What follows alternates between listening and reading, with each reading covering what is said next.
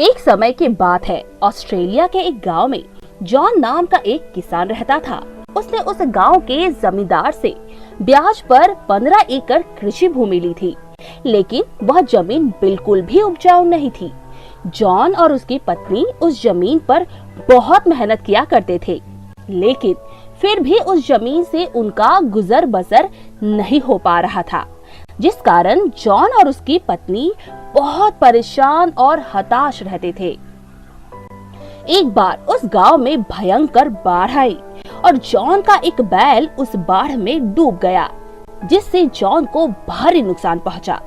दूसरी तरफ उसे जमींदार को जमीन का ब्याज भी देना था, इसलिए जॉन अपने दूसरे बैल को बेचने के लिए बाजार गया ताकि वह जमींदार को पैसे दे सके।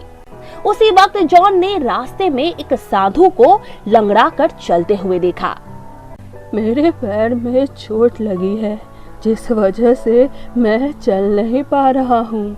जिस रास्ते तुम जा रहे हो उसी रास्ते मुझे भी जाना है।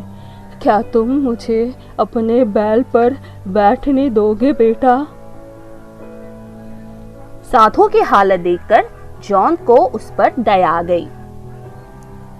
मैं आपका दर्द समझ सकता हूँ, लेकिन यह बैल है, कोई घोड़ा या फिर गधा नहीं बाबा।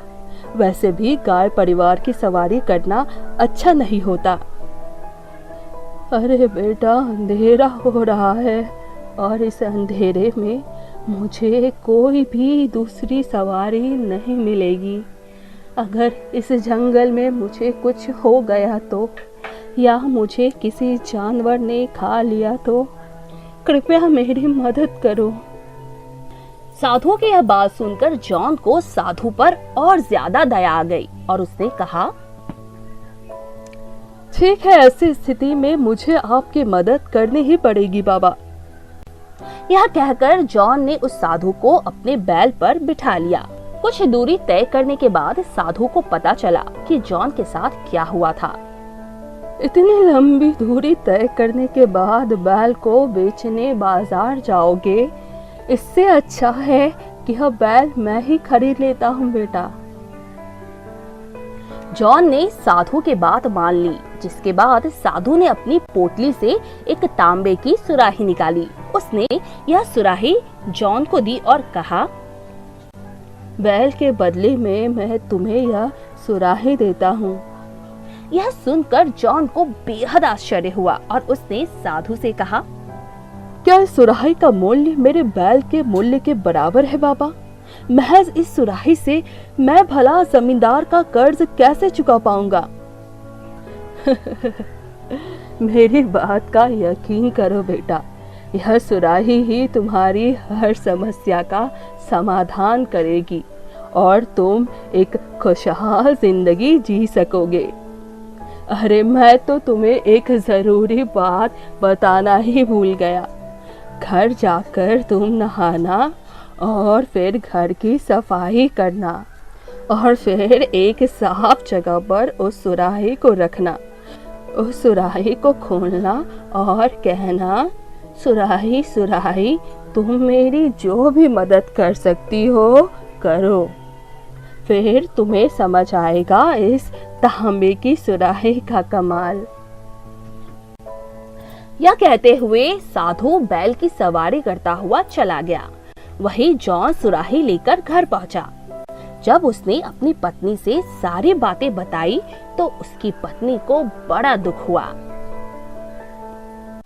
अब हम क्या कर सकते हैं? यही हमारी किस्मत है। उस साधु ने आपको बेवकूफ बनाया है। अरे नहीं नहीं, वो बाबा मुझे धोखा नहीं दे सकते, वो बहुत सज्जन है।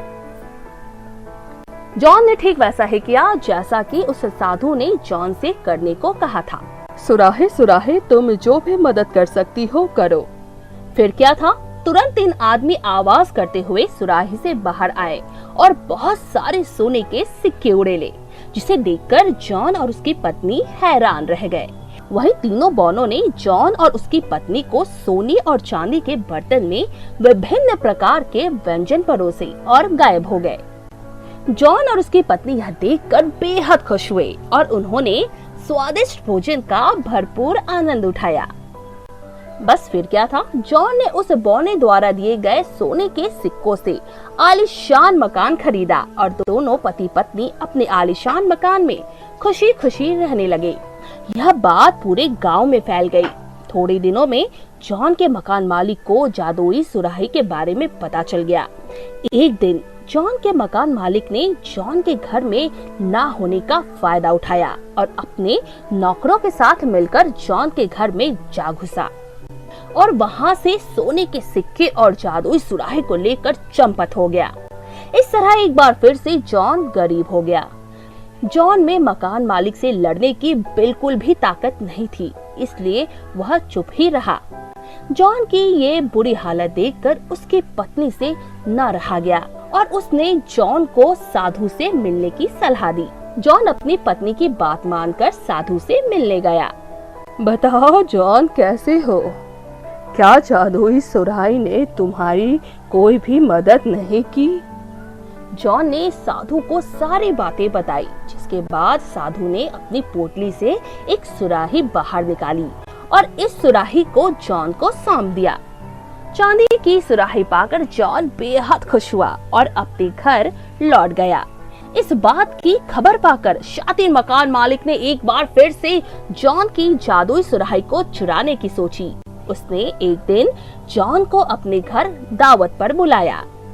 मकान मालिक: अरे, मैंने सुना है तुम्हारे पास एक जादुई सुराही है, मुझे पहले वह सुराही दिखाओ।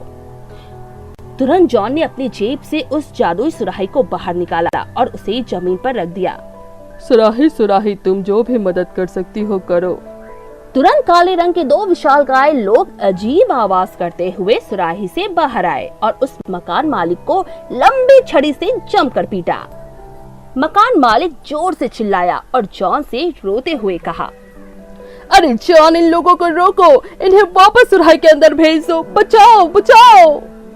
पहले मेरी तांबे की सुराही मुझे वापस करो।